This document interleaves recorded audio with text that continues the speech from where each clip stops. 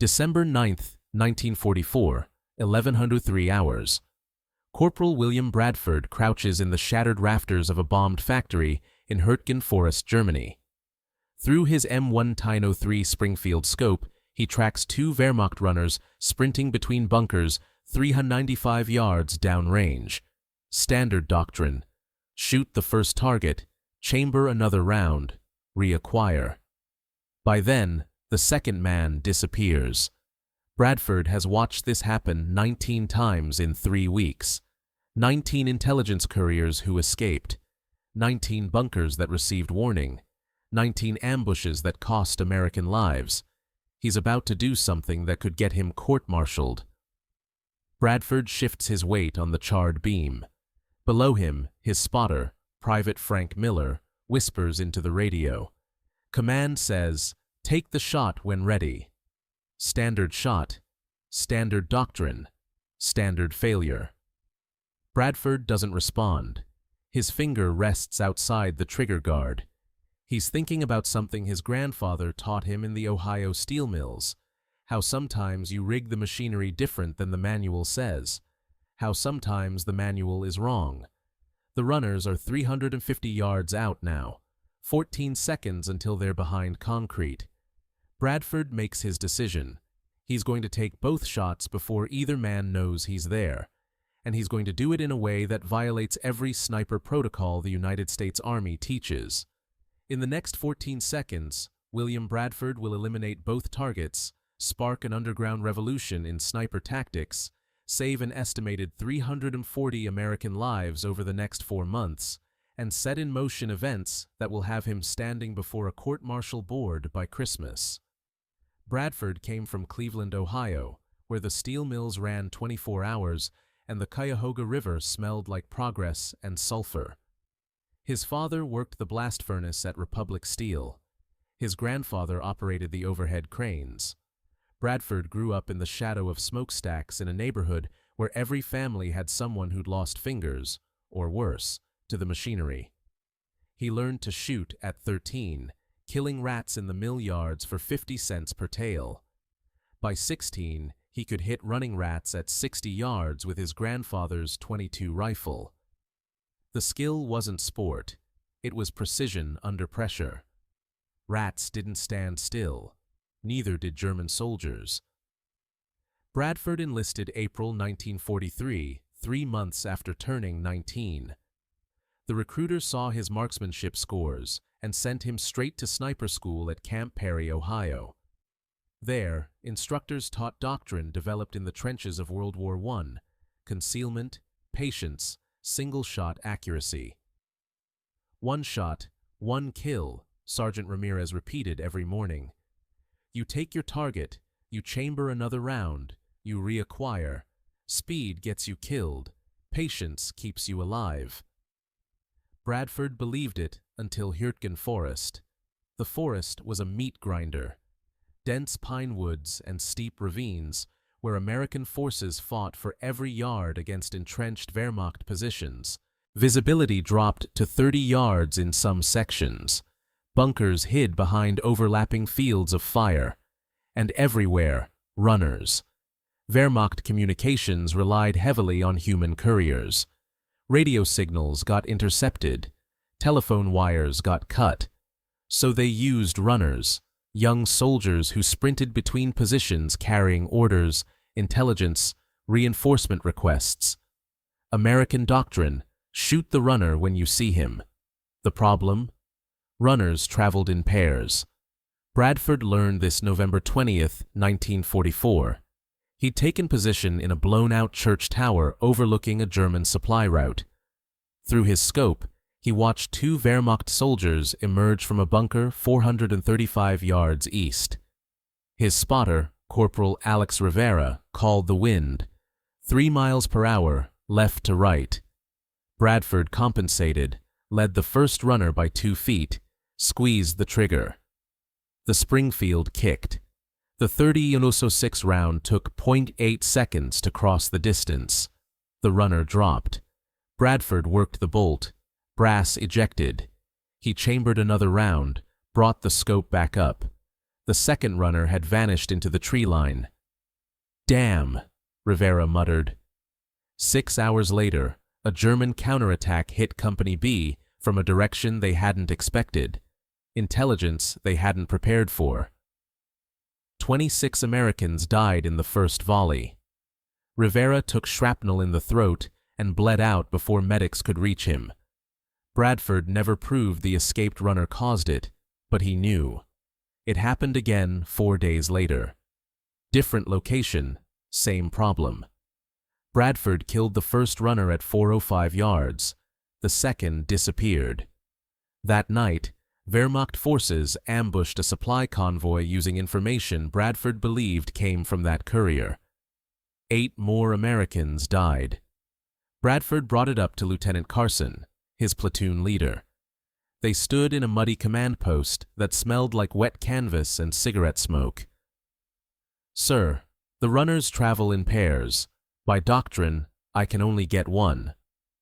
Carson, a thick-necked officer from Alabama, didn't look up from his maps. "Then get one. Better than none."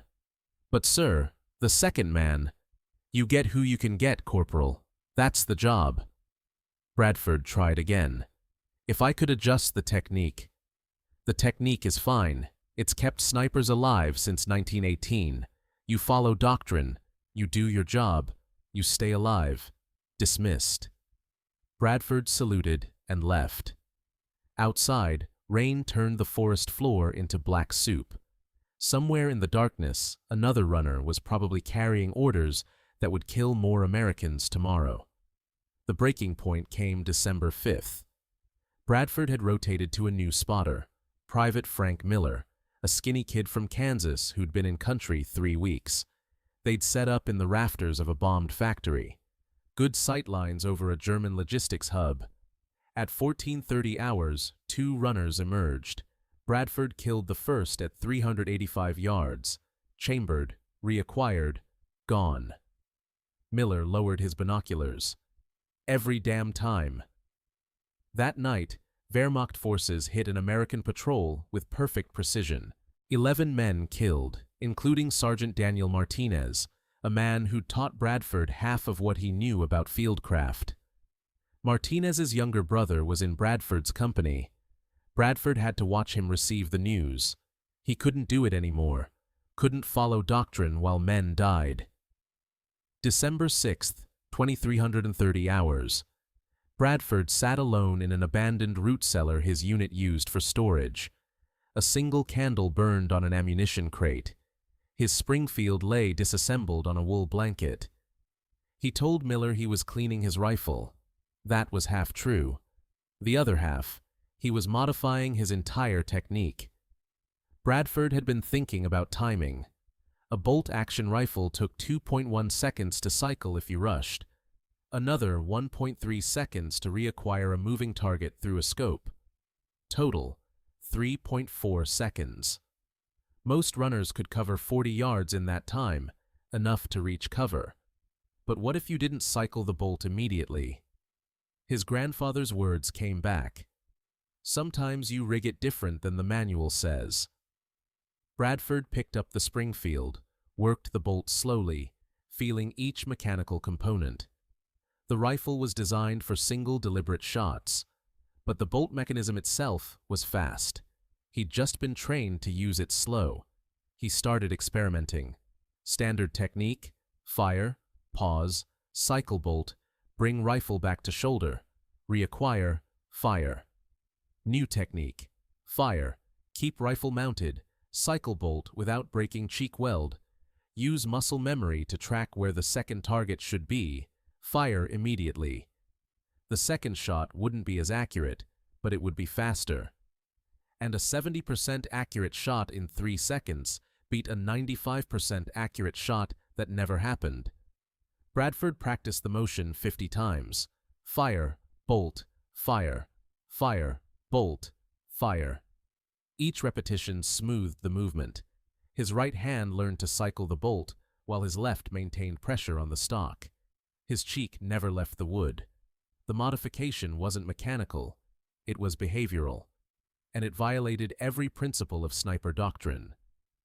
Doctrine said, precision over speed. Bradford's technique said, speed creates precision through volume. He reassembled the rifle at around 1 to 40 hours. His hands smelled like gun oil and cold metal. He'd crossed a line. If this failed, if he missed both targets and they reported back, he'd have compromised his position for nothing. Worse, if officers learned he'd deliberately violated doctrine, court-martial was possible. But if he succeeded... Bradford blew out the candle and climbed back to the surface. The forest was black and silent. Somewhere out there, tomorrow's runners were sleeping. December 9th, 11:03 hours. Bradford and Miller had been in position since dawn, tucked into the rafters of the bombed factory. The structure's roof was gone, but the crossbeams remained, blackened wood that groaned under their weight. Below, frost covered the factory floor. Bradford could see his breath. The target area was a German logistics hub.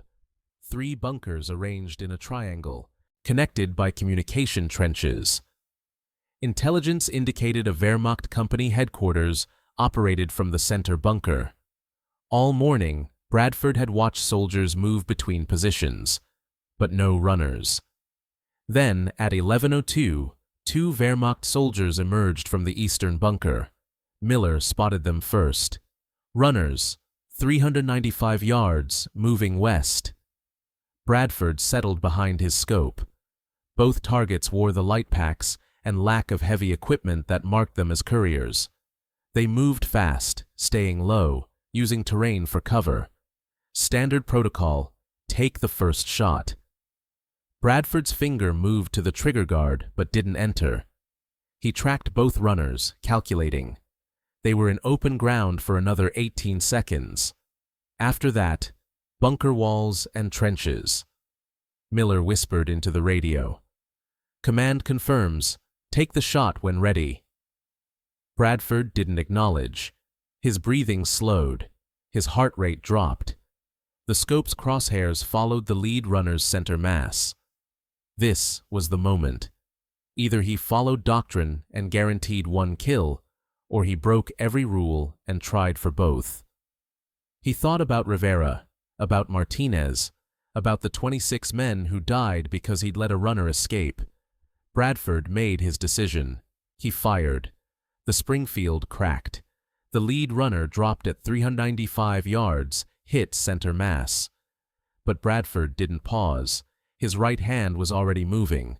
Palm hit the bolt handle, yanked back. Brass ejected, smoking into cold air. Bolt slammed forward, chambering the next round. His cheek never left the stock. His left hand maintained pressure. His eyes never left the scope. The second runner had heard the shot and broken into a sprint. He was 355 yards out now, angling toward the nearest bunker. Bradford swung the rifle 6 inches left. No time for wind calculation. No time for breathing control. Just muscle memory and instinct. He fired again. 1.4 seconds after the first shot. The second runner stumbled, spun, collapsed. Bradford had hit him in the upper shoulder, not a kill shot by doctrine standards, but the man wasn't getting up. He writhed on frozen ground 70 yards from safety. Miller stared through his binoculars. Jesus Christ, both of them! Bradford ejected the brass casing and chambered a fresh round, already scanning for threats. German soldiers emerged from the bunkers, but moved cautiously, unsure where shots came from. Bradford remained motionless in the rafters. The wounded runner tried to crawl, made it 6 feet before he stopped moving. Miller lowered his binoculars. How did you cycled so fast? Didn't break position, Bradford said, his voice flat. Matter of fact. We weren't trained to do that. I know. Below them, Wehrmacht soldiers dragged the bodies inside. The logistics hub went quiet. No more movement for the next 4 hours. That night, intelligence reports showed the German counterattack expected in Bradford's sector never materialized. No orders had gotten through. Miller couldn't keep quiet. By evening, he'd told 3 other soldiers in their unit. By next morning, word had spread to the company's other sniper team, Corporal Jackson and his spotter, Private Chen. They found Bradford cleaning his rifle in the bombed factory. Jackson was a wiry man from Georgia, skeptical of anything not in the manual. Miller says you took 2 runners in under 2 seconds. 1.4 seconds, Bradford said, not looking up. That's not possible with a bolt action. It is if you don't break cheek weld. Jackson frowned. Show me. Bradford demonstrated the technique. Fire position. Bolt cycle without dropping the rifle from his shoulder. Smooth motion, minimal movement. His hand worked the bolt like he'd done it 1,000 times, because by then, he had. Chen watched carefully. You're tracking the second target while you chamber. Muscle memory, Bradford said. You know where they're running. Don't need to reacquire from scratch. Jackson tried it himself. First attempt was clumsy, dropped his cheek weld, lost his sight picture. Second attempt was better. By the 5th repetition, he had the rhythm. It's not as accurate, Jackson said. No, Bradford agreed. But it's fast, and fast matters when both targets are in the open. Doctrine says, doctrine loses the second runner every time, Bradford interrupted. His voice was calm but firm. I'm done watching men die because we're too slow. Jackson studied him for a long moment, then nodded. I'll try it tomorrow, if I get the chance. Jackson got his chance December 11th. He and Chen had set up overlooking a Wehrmacht supply route. 2 runners appeared carrying dispatch cases. Jackson killed the first at 425 yards. Then, before Chen could even call wind for a second shot, Jackson cycled his bolt and fired again. Both runners down. 2.1 seconds between shots. Chen radioed it in, voice tight with excitement. By evening, every sniper in the battalion had heard the story. Nobody asked permission. Nobody filed reports. The modification spread underground, sniper to sniper, through demonstration and whispered conversation. Within a week, 9 American snipers in Hurtgen Forest were using Bradford's technique. The officers noticed the results before they understood the cause. Captain Weber, the battalion intelligence officer, reviewed casualty reports in his command tent. We're killing twice as many runners this week. What changed? Lieutenant Carson shrugged. Maybe the boys are getting better shots, or maybe the Germans are getting careless. They didn't investigate further. Results mattered more than methods. The Wehrmacht noticed too. By mid-December, German forces in Hurtgen Forest had changed their courier protocols. Intelligence reports captured after the war showed Wehrmacht officers puzzling over increased runner casualties. One report dated December 16, 1944. American sniper accuracy has improved significantly. Recommend runners travel individually with 5-minute spacing. But that created new problems. Individual runners were slower. 5-minute delays meant critical intelligence arrived late. The Wehrmacht was caught between speed and safety. Some German units started using 3-man courier teams, hoping volume would overwhelm the snipers. It didn't work. Bradford and others simply waited for all 3 to enter the kill zone before opening fire. By January 1945, Wehrmacht forces in some sectors had largely abandoned daylight courier runs. They moved runners at night or during artillery barrages when American snipers couldn't operate effectively. The psychological impact was measurable.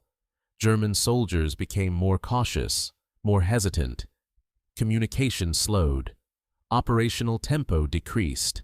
All because one corporal from Cleveland decided the manual was wrong. The official investigation began December 26, 1944. Captain Weber had finally figured out what was happening.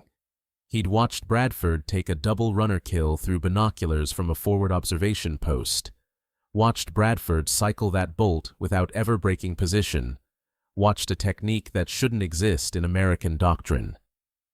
Weber called Bradford to battalion headquarters, a reinforced bunker that smelled like diesel fuel and mildew. Lieutenant Carson was already there, looking uncomfortable. Weber didn't sit. "Corporal Bradford, demonstrate your bolt cycling technique." Bradford performed it. Fire position, smooth bolt action, return to fire position. He knew what was coming. Weber watched in silence. When Bradford finished, the captain said, "That's not in sniper doctrine." "No, sir." "Did someone teach you this technique?" "No, sir. I developed it myself." "Why?" Bradford met Weber's eyes. "Because doctrine doesn't work against paired runners, sir. By the time we chamber and reacquire, the second target is gone. And you decided you knew better than United States Army doctrine." "I decided I couldn't watch more men die, sir." Carson shifted uncomfortably. "Sir, if I may, the technique has been effective.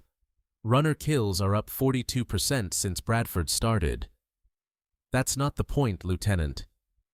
Weber's voice was sharp. "The point is, Corporal Bradford unilaterally modified established doctrine without authorization. That sets a dangerous precedent." Bradford said nothing. There was nothing to say. Weber was right. Bradford had violated protocol. The fact that it worked didn't change that. Weber continued. "Furthermore, you taught this unauthorized technique to other soldiers. Corporal Jackson, Private Chen, at least 8 others we know of. You undermined standardized training across the battalion." "Sir," Carson interjected, "the technique saved lives." "Lieutenant, one more word, and you'll join Bradford at the court-martial." The room went silent. Weber walked to the bunker's narrow window. Outside, snow was falling on Hurtgen Forest. Men were dying in that snow. But Weber was right about one thing. You couldn't have an army where everyone made their own rules. Finally, Weber turned back. "Corporal Bradford, you're confined to quarters pending formal charges. Court-martial board will convene after Christmas. Charges: conduct prejudicial to good order and discipline, unauthorized modification of combat procedures, insubordination." "Yes, sir." Dismissed. Bradford saluted and left. Outside, Miller was waiting. The kid looked stricken. "It's not your fault," Bradford said before Miller could speak. "I'm the one who told everyone. I'm the one who... You did the right thing." Bradford kept walking. Sometimes the right thing gets you in trouble. The court-martial convened December 30th, 1944, in a requisitioned German schoolhouse 10 miles behind the front lines. 3 officers sat in judgment: a colonel from division headquarters, a major from the Judge Advocate General's Corps, and Captain Weber. The schoolhouse still had a chalkboard on one wall. Someone had written "Court-Martial Board" across the top in white chalk. Bradford stood at attention in a pressed uniform. He'd cleaned his boots that morning, polished the brass. If they were going to charge him, he'd at least look like a soldier. The prosecution was straightforward. Lieutenant Colonel Brennan, the JAG officer, laid out the case in 15 minutes.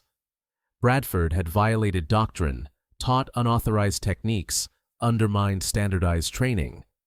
3 witnesses testified: Carson, Jackson, even Miller.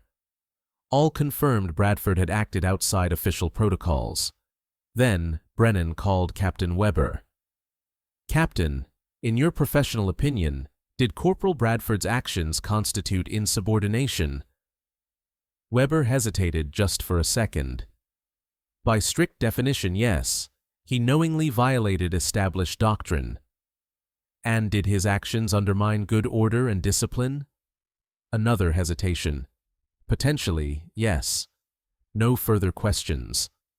The defense was perfunctory. Bradford had no lawyer, just represented himself. He stood when prompted and answered questions clearly. Yes, he'd violated doctrine. Yes, he'd taught others. Yes, he understood he was wrong to do so without authorization. But then the colonel from division headquarters leaned forward. "Corporal Bradford, why did you develop this technique?" "Sir, under standard doctrine, we lose the second runner every time. Those runners carry intelligence that gets Americans killed." "You're suggesting Army doctrine is inadequate." Bradford chose his words carefully. "Sir, I'm suggesting the situation in Hurtgen Forest required adaptation." "And you felt qualified to make that adaptation yourself?" "No, sir. But I felt responsible to try, sir." The colonel studied him for a long moment. "Captain Weber, what were runner casualties in your battalion before December 9th? Weber consulted his notes. "November average was 2.1 runners eliminated per week, sir." "And after December 9th? 9.2 per week, sir." "That's a 338% increase." "Yes, sir." "And American casualties in your sector during the same period?" Weber flipped pages. "November average was 21 KIA per week from German counterattacks and ambushes. December average is 13.6, sir." The colonel did the math in his head. 35% reduction. "Yes, sir. How many of those lives do you attribute to improved runner interdiction?" Weber glanced at Bradford, then back to the colonel. "Conservatively, sir, 17 to 23 lives." The room was silent. The colonel leaned back. "So Corporal Bradford violated doctrine, undermined standardized training, and potentially saved 23 American lives in 3 weeks. That's one interpretation, sir. Is there another interpretation, Captain?" Weber said nothing. The board deliberated for 45 minutes. Bradford stood outside in the snow, smoking a cigarette Miller had given him. He didn't usually smoke, but it gave him something to do with his hands. When they called him back inside, the 3 officers looked grim. The colonel spoke. "Corporal William Bradford, this board finds you guilty of unauthorized modification of combat procedures and conduct prejudicial to good order and discipline. However, we recognize the exceptional circumstances and the operational effectiveness of your innovation." Bradford's expression didn't change. Guilty meant guilty. "Sentence is as follows: reduction in rank to private, forfeiture of 1 month's pay, and formal reprimand to be entered in your service record." Bradford blinked. He'd expected 6 months in the stockade. Dishonorable discharge. This was barely a punishment. The colonel continued. "Furthermore, you are hereby assigned to Headquarters Company, 2nd Infantry Division, to develop a formal training program integrating your technique into sniper doctrine, effective immediately." Now Bradford stared. "Sir?" "You broke the rules, Private Bradford, but sometimes the rules need breaking. Dismissed." Bradford spent January 1945 teaching his technique to 68 snipers at a training facility in Belgium. He demonstrated the bolt cycle 8,000 times, answered the same questions repeatedly, watched men struggle with the muscle memory until it clicked. He hated every minute of it. Teaching wasn't combat. Teaching was watching other men prepare for the fight while he sat in the rear. But orders were orders. By February, the Bradford method, as it was unofficially called, had spread to 5 American divisions. By March, it appeared in revised sniper training manuals, though Bradford's name wasn't mentioned. Official documentation credited field innovations developed during Hurtgen Forest operations. Bradford didn't care about credit, he cared about results. Intelligence estimates later calculated the technique contributed to 340 fewer American casualties across the European theater between December 1944 and May 1945. The number was conservative, based only on documented instances where runner interdiction prevented German counterattacks. The actual number was probably higher. Bradford returned to combat duty March 1945, reduced back to private, but still carrying his Springfield. He operated in Germany's Rhineland, then into Bavaria as the war collapsed. He took his last shot May 2, 1945, a Wehrmacht officer trying to burn documents at a command post. Final count, 52 confirmed kills, 41 of them runners. When the war ended, Bradford didn't celebrate. He sat in a requisitioned farmhouse in Austria and cleaned his rifle one last time. Then he disassembled it and turned it into the armory. Someone else could carry it now. He was done. Bradford returned to Cleveland in August 1945. The steel mills were still running, still turning out I-beams and plate metal. He got his old job back at Republic Steel, working the blast furnace like his father had. He married in 1948, a woman named Helen who'd worked in a munitions plant during the war. They had 3 children. Bradford never told them much about combat. When they asked, he'd say, "I was a sniper. I did my job." Once a year, on December 9th, Bradford received a phone call from Frank Miller. They'd talk for 20 minutes about nothing important: weather, baseball, their kids. They never talked about Hurtgen Forest, never mentioned runners or doctrine or court-martials. But the date mattered. They both knew why. Bradford died in 2001, 76 years old, from complications of emphysema. The steel mills had finally caught up with him. His obituary in the Cleveland Plain Dealer mentioned his war service in one paragraph. Veteran of World War II, served with distinction in European theater. No mention of the technique, no mention of the lives saved, no mention of the court-martial or the training program, just served with distinction.